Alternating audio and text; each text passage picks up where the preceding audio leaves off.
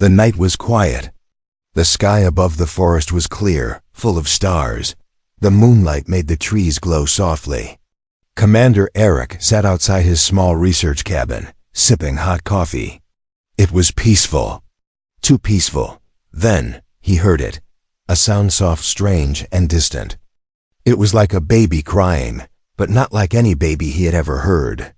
It was high-pitched, almost like music, but full of pain. Eric stood up, alert. He placed his cup down and reached for his scanner. No life signals, no animals.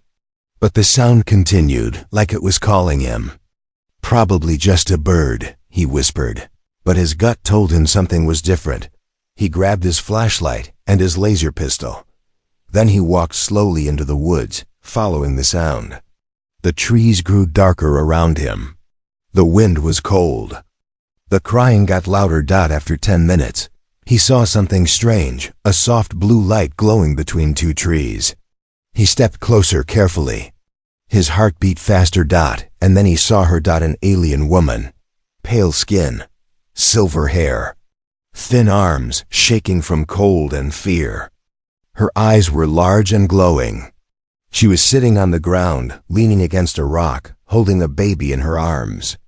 The baby was small, weak, and crying softly. The woman looked up. Her eyes met Eric's. She didn't speak. But she didn't attack either. She looked scared, tired, and very hungry. Eric didn't move for a moment. He had seen many alien species in his life as a soldier and explorer. Some were friendly, some were dangerous. But he had never seen one like her. Slowly, he lowered his weapon. "I won't hurt you," he said, using calm, slow words. She didn't understand, but his tone made her relax a little. The baby stopped crying for a second and looked at him. Its eyes were glowing too blue, like the stars. Eric reached into his bag and pulled out a small food pack. It was emergency ration bread, not tasty, but full of energy. He opened it and broke it in half. He held one piece out. The alien mother didn't take it at first. Her eyes were full of fear. But then the baby cried again. She looked down, eyes full of sorrow. Then she reached out slowly and took the food. She broke it into pieces and placed one small bit near the baby's mouth. The baby chewed weakly. Its tiny hands clutched the bread. And then it happened. The alien woman began to cry. But it wasn't just sadness. It was something more. Relief, gratitude, pain. Her body shook with every tear. Her voice made a soft humming sound as she cried. Eric didn't know what to say. He had only given food, but to her, it meant everything. "Why are you here?" he asked softly, kneeling beside them. She looked at him and then raised her sleeve. There was a strange red symbol on her arm. It was glowing. It looked like a royal mark, something important. Suddenly, Eric's scanner beeped. Something was coming. He stood up quickly and looked at the screen. 2 unidentified ships flying overhead fast. Scanning the area. He turned to the alien woman. "They're looking for you, aren't they?" She didn't answer, but her eyes told the truth. She was running, hiding, and now Eric was involved. The baby was calm now, sleeping in her arms. The woman wrapped it tightly with her thin cloth. Eric made a quick choice. "Come with me," he said. He motioned with his hand, showing her to follow. She stood slowly, holding the baby close. She was weak, but she followed him. Back at the cabin, Eric opened a hidden door in the floor, a storage space. He helped her inside, gave her a blanket. Some water. He looked at the baby one last time before closing the hatch. The baby opened its eyes and looked at him. For a second, he felt something like a connection. He closed the hatch and stood up. Just in time. Outside, the ships landed. Soldiers in dark armor stepped out. Their eyes were cold. Their weapons were ready. "Commander Eric," one of them said. "We are looking for a dangerous alien fugitive." "Did you see anything?" Eric looked at them. His face calm. "No," he said. "Nothing out here. Just trees and stars." The soldiers stared at him for a long time. Then he nodded. "If you see anything, report it." They turned and walked back to the ship. As the engines roared and the ship flew away, Eric looked up at the sky. The night was quiet again, but he knew it wouldn't stay quiet for long. He walked back into the cabin, locked the door, and sat beside the hatch below him. A mother and child slept safe, for now. Asterisk. The night passed slowly inside the cabin. Commander Eric could not sleep. He sat in silence beside the hatch, his mind full of questions. Who was she? Why did the soldiers call her dangerous? What was she hiding?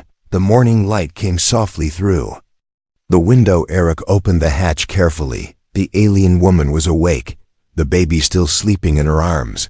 Her eyes looked tired, but calmer now. Eric offered her more food and water. She took it without fear this time. She was hungry, so was the child. Wanted to ask her everything, but how she could not understand his words. Still he tried. Who are you? Why are they after you? Is the baby in danger? She looked at him for a long time.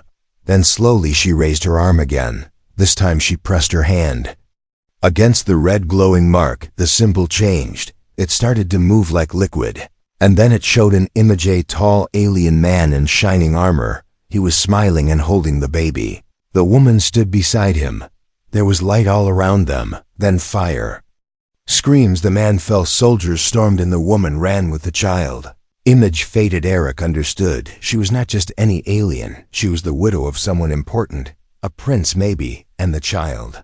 The baby was the last of a royal bloodline. She escaped a war, and now they were hunting her. Because of who her baby is. Eric stood silent, his heart heavy. She had lost everything. And yet she was still running to protect her child. Suddenly, a loud noise came from outside. Eric looked through the window. Another ship. But this one was different, black and silent. It hovered above the trees like a shadow. He grabbed his scanner. Only one signal. A bounty hunter. He rushed to the hatch. Stay quiet. Do not make a sound. She nodded, clutching the baby close. Eric stepped outside. The bounty hunter was already walking toward the cabin, tall, wearing a long cloak and a mask. He moved like he was not human. Are you Commander Eric? Yes. Have you seen anything strange in the woods? Any signs of alien activity? Eric kept his face calm. No, nothing since last week. Only old scanner noise from passing ships. Hunter stared at him, then looked at the cabin. Mind if I check inside? Actually, yes, I do mind.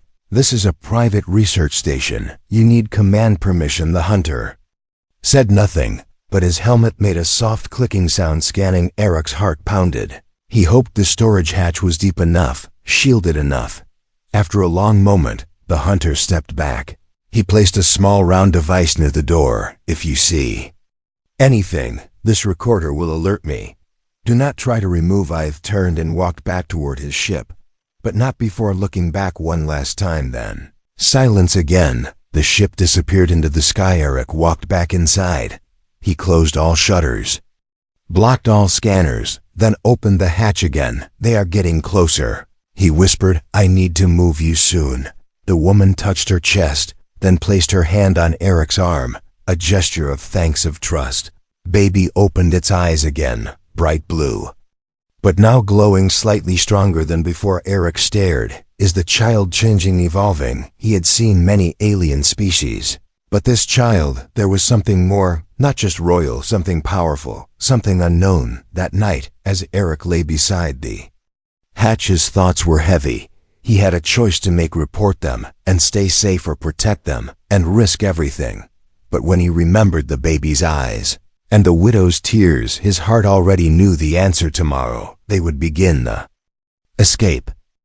Night again, cold and dark, but this night was different. Inside the cabin, the alien baby began to glow, not just in its eyes, but from its skin. A soft blue light spread around the room like moonlight. Eric watched from a distance. He didn't understand what was happening. The baby wasn't crying, but it looked restless, like something was waking inside it.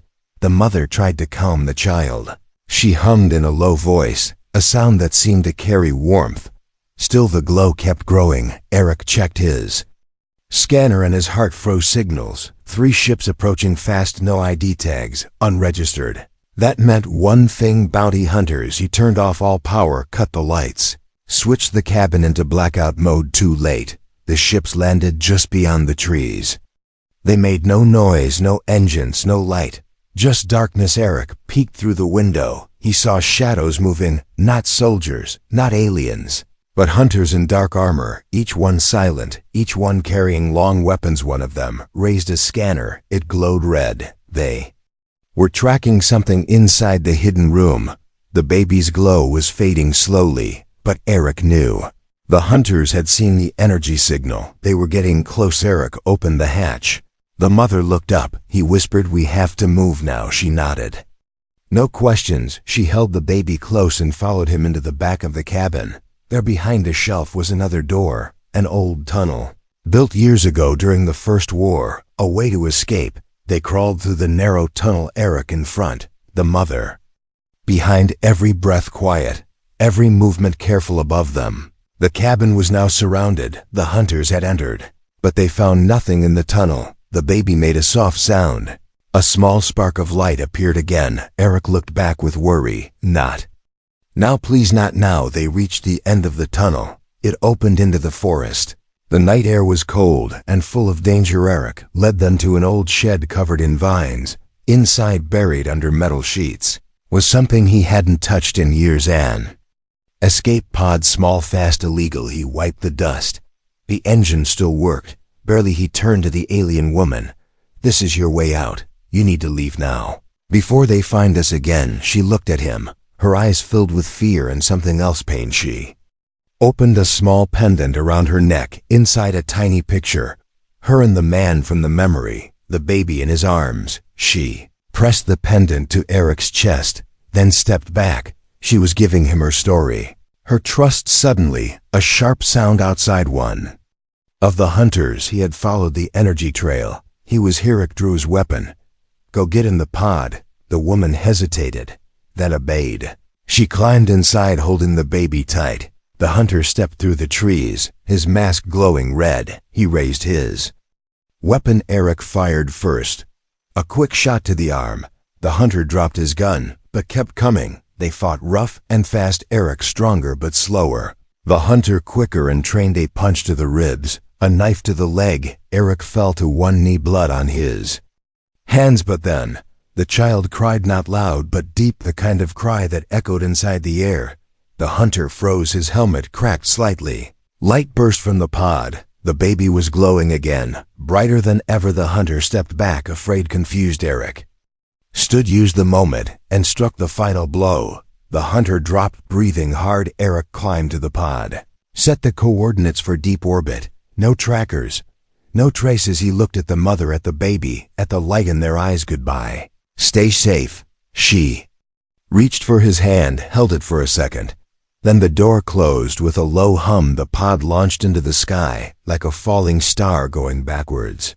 Into the dark. Eric fell to the ground, wounded, exhausted, but not broken. Above, the stars watched in silence. Smoke everywhere, thick black smoke rising through the trees. Eric opened his eyes slowly, pain across his chest. His hand covered in blood, but he was alive. The forest was burning, not from fire, but from the crash. One of the hunter ships had fallen from the sky during the pod launch. A strange energy had knocked out their systems.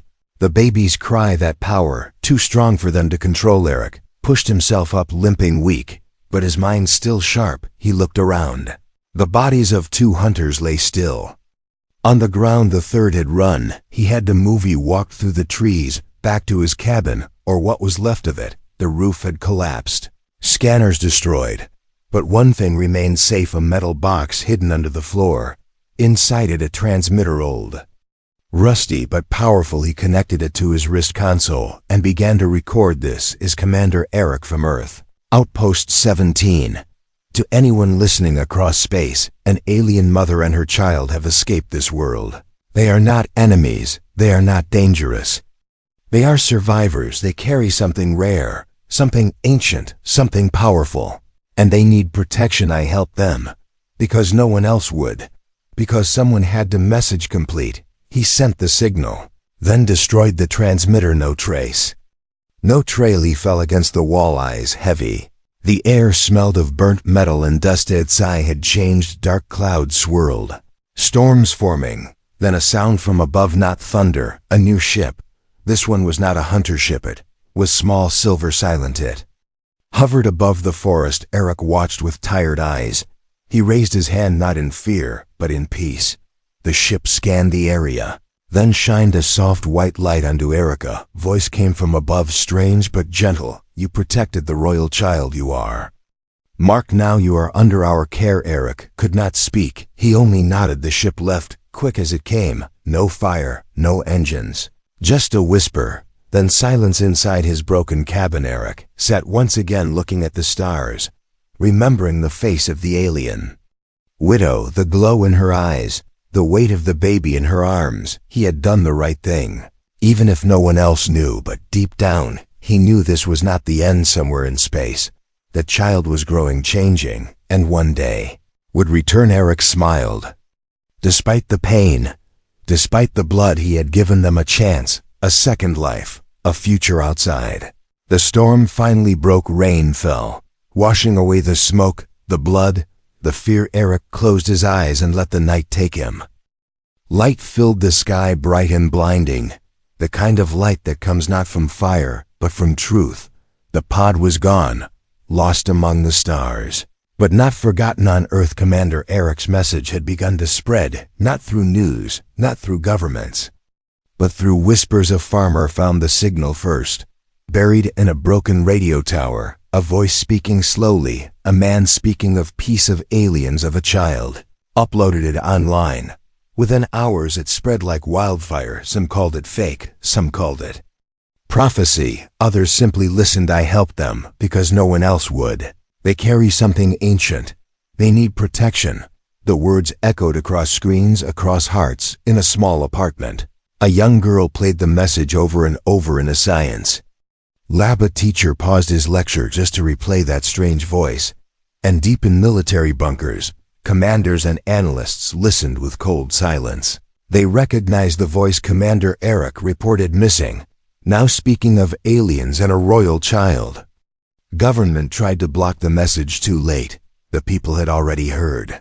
And they remembered the strange lights in the sky, the sudden storms, the ship that fell and vanished without sound. Questions grew. Were we visited? Was someone crying for help? And if so, what did we do about it? The answer was nothing, but one man had acted. One man had given them food, shelter, hope. Now he was gone, but his words remained in the stars. The pod drifted quietly, safe inside. The alien widow watched the stars pass by, her baby asleep against her chest. She had heard the signal too. Her translator device had recorded it. Eric's voice, soft, brave, full of hope. She closed her eyes and held her child tighter. You are safe because of him. Time passed, weeks, then months. The child grew faster than human children, his eyes brighter, his hands beginning to glow when he touched things. He was not just a royal child, he was something more. The ship finally reached its destination, a hidden moon beyond the edge of a quiet galaxy. Here the widow would raise her child, far from war, far from hunters. But even in the stars, the message continued to spread. Alien communities listened, some in shock, some in fear, some in hope. One day, a council of elders gathered, the old ones who remembered the war, the fall of the prince, the disappearance of the queen and child. They played Eric's message aloud, and when it ended, the room was silent. The child lives, the queen survived, the human saved. A decision was made that day Earth would be watched, not with weapons, but with care, because even among the noise, there was one voice that chose peace back on Earth. A statue was placed in a quiet forest, a simple figure standing tall, one hand reaching out to the stars below. It words carved in metal. He gave food to the hungry and hope to the forgotten. Commander Eric, protector of the lost. People came to see it, not for answers, but to remember that somewhere out there a mother and child still lived, and that humanity, even for a moment, chose kindness. 10 years passed, silent years, the kind that leave no marks on time, but leave deep prints in memory. The world moved on. New wars, new politics, new fears, but deep in the heart of quiet minds, The story of Commander Eric. Still lived children spoke of the alien baby like a bedtime tale. Scientists studied the sky, artists painted glowing eyes in the stars. And the statue stood alone, unchanged, unmoving, a hand still reaching for the stars. Then one night everything changed. Sky split without warning, not loud, not violent, just open like a curtain pulled aside. A small ship, silver like moonlight, quiet as breath, came through the clouds. It landed near the statue, not in a city, not near a base, but in that same quiet forest. People gathered within hours, not soldiers, not governments, but normal people drawn by something they could not explain. The ship opened, and from it stepped a boy, not more than 10. Tall for his age, hair like silver mist, eyes glowing blue, soft and steady. Full of something ancient, he looked at the statue, touched the hand carved in stone, and whispered one word, Eric. No one spoke, no one moved. They only watched. The boy turned slowly, raised both hands, and light flowed from his palms, not burning, not blinding, but warm like morning sun. The grass below his feet turned green. The air smelled clean. Birds returned to trees. Water from nearby streams became clear again. He looked at the crowd not with fear, but with calm. With kindness I come in peace, he said, his voice not loud, but it reached every heart. I was saved by one of you. I bring healing, not harm. People stepped forward, some with tears, some on their knees.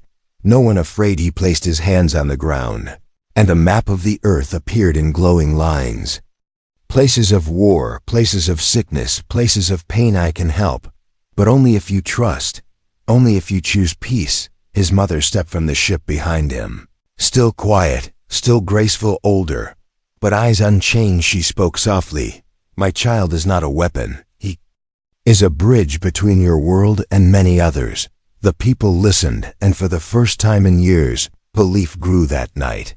The boy slept beneath the stars, not in a base, not in a lab, but beside the statue of the man who once gave him bread. The next day things began to change. Deserts bloomed, old lakes filled again.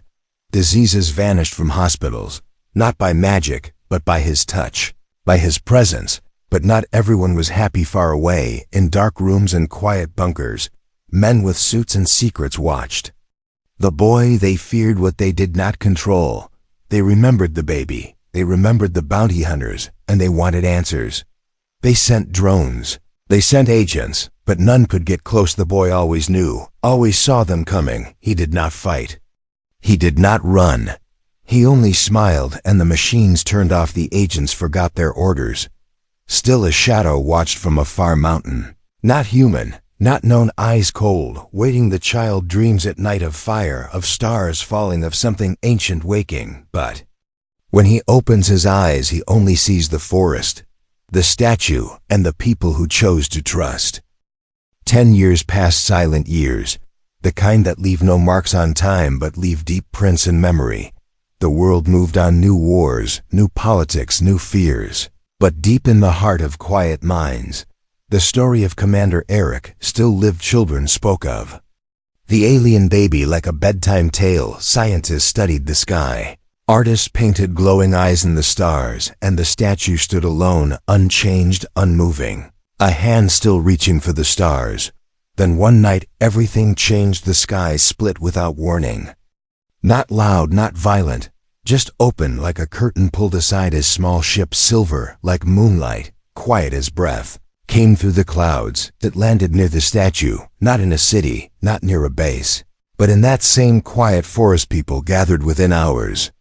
Not soldiers, not governments, but normal people drawn by something they could not explain. The ship opened, and from it stepped a boy, not more than 10, tall for his age, hair like silver mist, eyes glowing blue, soft and steady, full of something ancient.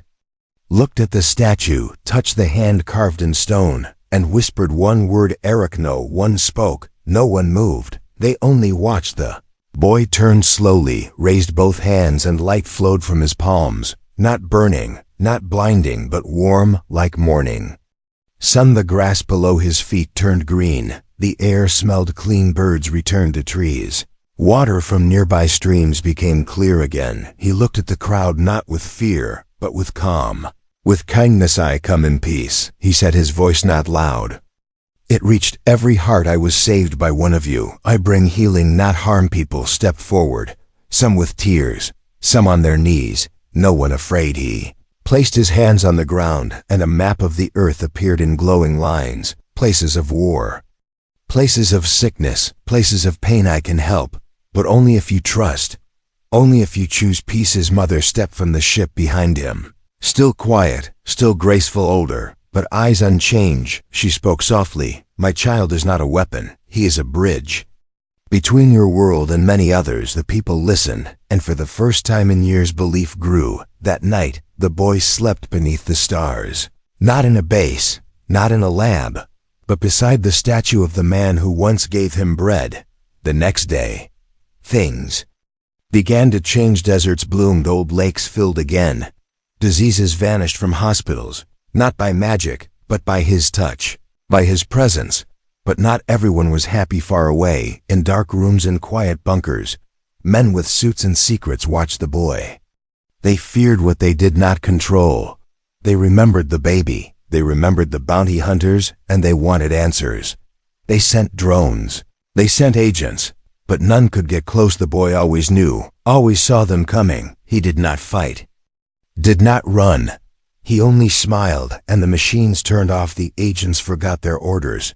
Still, a shadow watched from a far mountain. Not human, not known, eyes cold, waiting. The child dreams at night of fire, of stars falling, of something ancient waking. But when he opens his eyes, he only sees the forest, the statue, and the people who chose to trust.